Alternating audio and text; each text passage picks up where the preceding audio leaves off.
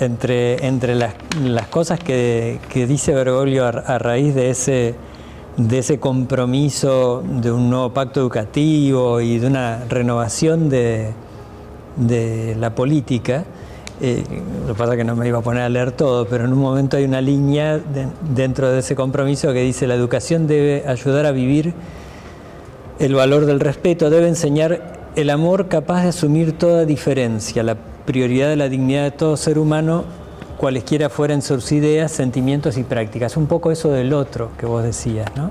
Yo te escuchaba y pensaba que además vos tuviste la experiencia tanto como legisladora como después también como vicejefa de gobierno en la ciudad y mucho más todavía como gobernadora, que yo me imagino que en el ejercicio de la función de gobernar, si te pones a la escucha del otro, hay mucho otro que no está de acuerdo con vos y que te deben decir cosas a veces siniestras, a veces que vos dirás: esto me duele porque no lo estoy pudiendo cambiar, porque no todo depende de uno, ¿no es cierto? Porque digo, hay un montón de factores que vos decís, bueno, qué sé yo, no sé, no podés, viste que la frazada tirás de un lado siempre es corta, ¿no? Es decir, entonces si voy más, está bien, ¿no?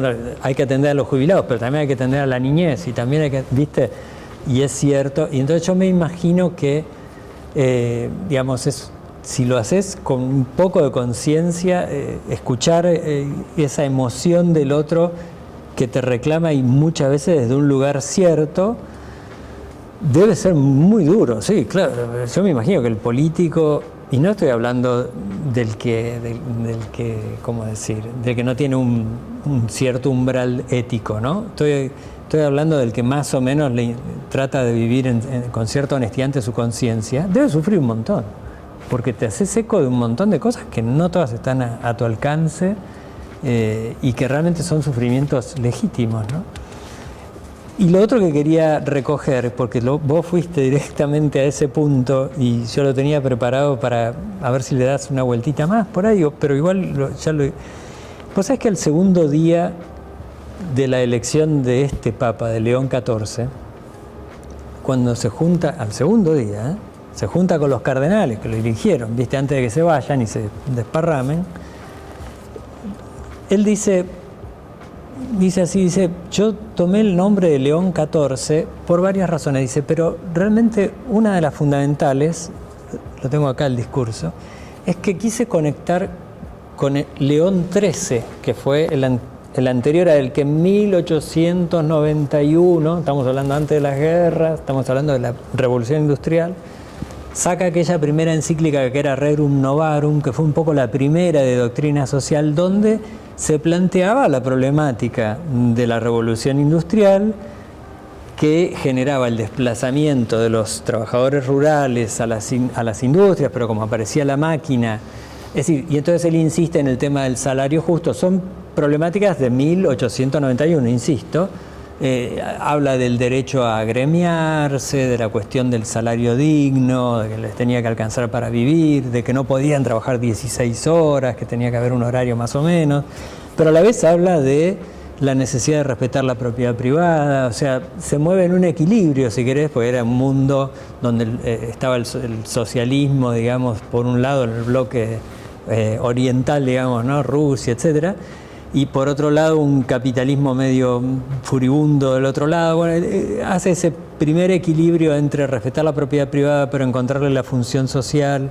Bueno, y entonces León XIV dice, yo quise tomar el nombre de León, digamos, como siguiendo la saga de los leones, porque dice, a él le tocó afrontar la cuestión social en el contexto de la primera gran revolución industrial. Dice, y hoy nos enfrentamos, dice, a otra revolución industrial y a los desarrollos de la inteligencia artificial. Entonces dice, estos comportan nuevos desafíos en la defensa de la dignidad humana, la justicia y el trabajo. Es decir, ¿por qué te lo traigo, no? Primero porque vos hablaste claramente de la inteligencia artificial y la vinculaste directamente a lo que sería pensar nuevos modos de hacer política. Y a mí me impresionó que este hombre, Prevost, el Papa Prevost, lo que nos plantea el segundo día que asume el papado es, ayúdenme a pensar este mundo que está cambiando, que no lo demoniza, porque vos también lo dijiste muy claramente. No es que es todo malo, ni la inteligencia artificial, como no lo fue la revolución industrial, todo malo. Se generan nuevos empleos también, se generan nuevos modos. Ahora, entonces, en esa misma dinámica, me parece sumamente fecundo lo que vos planteás, y me parece que hay que ponerse a pensar para adelante. Se van a tener que generar nuevos modos de hacer política, porque esto va, como vos dijiste, va en ascensor y el Estado va por escalera, ¿no? Parecería. Absolutamente. Primero, en relación al primero que me planteaste, sí. El político, y a mí me ha pasado muchas veces a lo largo de mi carrera,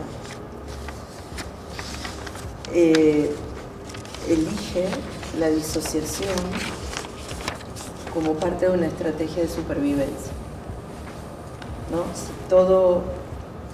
Si cada persona a la que escuchas con el corazón te conmueve de una manera profunda, es probable que luego no puedas tomar decisiones difíciles. Seguro.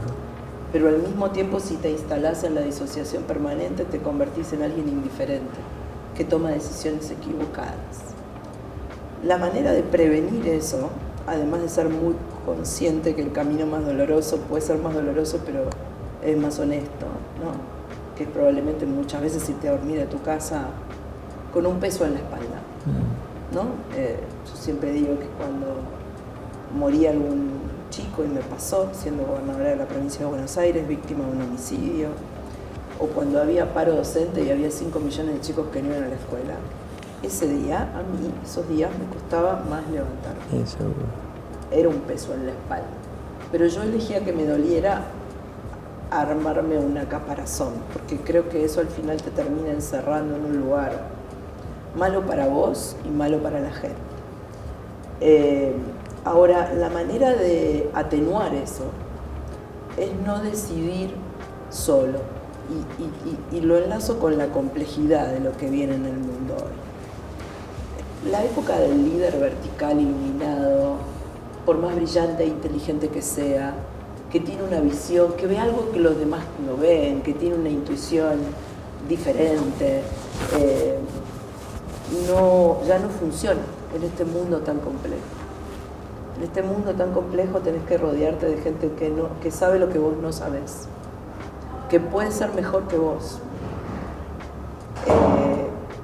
y que no te obedece, te respeta, que es distinto. Se parece más a un primus inter pares, el líder hoy, que a un líder tal como lo conocimos hace 30 o 40 años atrás. En un país hiperpresidencialista como la Argentina es difícil de entender, pero creo que explica parte de los fracasos de distintos gobiernos de signo político. El no entender que no es un líder, sino muchos líderes, los que son necesarios para gestionar el cambio y enfrentar todos estos desafíos. Algunos que están dentro del Estado y otros que nunca van a ser funcionarios públicos, pero están afuera. Entonces creo que tener esa humildad y esa capacidad de ver eso es muy importante.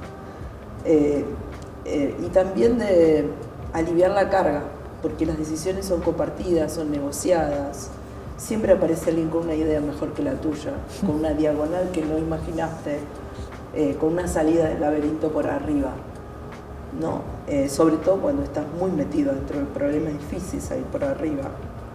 Así que creo que eso vale la pena ejercitarlo. Y lo segundo, ya frente a los nuevos desafíos como la IA, a mí me hace acordar mucho una discusión que tuvimos en su momento en la ciudad de Buenos Aires, ¿no? Cuando creo que yo ya era vicejefe. Y empezaron a aparecer los Uber. ¿No? Hay Uber, hay Cabify, hay varias cosas, ¿no? Pero cuando recién aparecieron los Uber no estaban regulados. Sí, sí. Y por supuesto generaron una fuerte resistencia en los taxis. ¿No? Me acuerdo.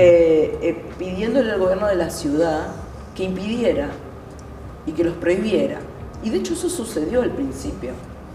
Los Uber estaban prohibidos, se clausuró el lugar donde la oficina de Uber trabajaba, porque se pensaba que eso atentaba contra el trabajo legal, la licencia de taxi, toda una inversión y sometimiento a una serie de controles que los Uber no pasaban, ¿no? Claro. Bueno, hubo alguien en ese momento que había visto el desarrollo de esta tecnología en otros países que dijo, no van a poder frenar esto va a suceder, quieran ustedes o no, porque la sociedad lo va a utilizar y no va a importar lo que el Estado haga, porque la gente lo va a elegir. Bueno, hoy hay taxistas que son Uber en la ciudad de Buenos Aires, ¿no? Pasó el tiempo, muchísima gente trabaja de Uber, y incluso tuvimos hace poco una discusión, no hace poco, hace 2 años, un intento en la provincia de Buenos Aires, en la legislatura de la provincia, quiso regular el trabajo de la gente en plataformas, Uber, Pedido Ya, Rappi, todas estas plataformas de transporte de personas o de mercaderías, y los trabajadores salieron a decir que ellos no querían ser regulados ni sindicalizados, que no querían jubilación, que no querían aportar al sistema, ¿no? Hay como los cambios tecnológicos van a suceder, querramos o no. La pregunta es qué vamos a hacer nosotros frente a eso.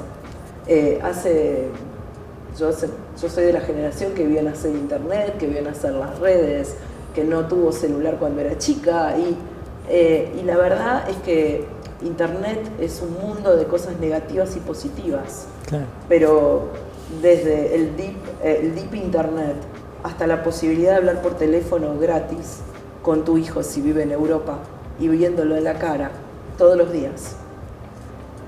Hay todo en ese mundo. Exacto. Lo mismo en las redes y lo mismo va a pasar con la inteligencia artificial. La inteligencia va a permitir, y de hecho en algunos lugares, creo que ya en Estados Unidos está pasando, va a permitir que, por ejemplo, algunas personas puedan ser diagnosticadas con un nivel de precisión al cual antes solo accedía un porcentaje mínimo, milimétrico, pero muy pequeño de la población, que era lo que podían pagar los mejores especialistas del mundo. Hoy ese diagnóstico de cáncer de mama o de otro tipo de cáncer mirando una placa va a ser universalizado y vamos a tener la mejor capacidad de detección accesible a un médico de un centro de salud de atención primaria de un barrio pobre. Eso va a pasar en el mundo. Se va a democratizar, esa tecnología va a democratizar el acceso a medicina de alta precisión, a muchas cosas positivas, ¿no? También puede mentir sobre lo que un candidato dice o no dice en una campaña, en veda, y cambiar un voto en un sentido negativo. Entonces, el mundo de la IA es infinito. Va a tener muchas cosas malas y va a tener muchas cosas buenas, como la revolución industrial. Claro. La pregunta es cómo nosotros, lo que seguro no es opción, es pensar que podemos huir de eso. O que eso no va a suceder porque nosotros nos opongamos o porque nos paralicemos, ¿no? Yo creo que lo mejor es primero conocerlo, entenderlo, aprender sobre eso, no ignorarlo, ¿no? Que es algo que la política tiene que hacer. Y segundo, empezar a pensar con profundidad cómo aprovecharlo en el mejor sentido y cómo disminuir o aliviar los daños que pueda generar. Sí. Coincido plenamente y ahora te voy a leer una última cosa para hacerte otra pregunta, ¿no? Yo digo, en el tema de la web, de internet, que como vos decís fue probablemente la revolución previa a esta de la inteligencia artificial. ¿Te acordás cuando arrancamos con la web y todo eso, con la internet? Democratizó mucho más la cultura, en realidad, el acceso a la cultura. E incluso, ponele, ¿no? en temas particulares, pero hay muchísimos. Todo el tema de los derechos de autor y qué sé yo, de golpe, ¿viste? Hay que volver a planteárselo, porque en realidad las cosas empiezan a tener un nivel de difusión. Bueno, y hasta que, digo, fuera broma, con toda honestidad, no es que yo tenga la solución, pero en realidad, digo, ¿qué es lo importante? ¿Pagarle el derecho de autor al que escribió esto o que mucha más gente pueda acceder? Hay dilemas éticos que se plantean y que no son tan fáciles de resolver.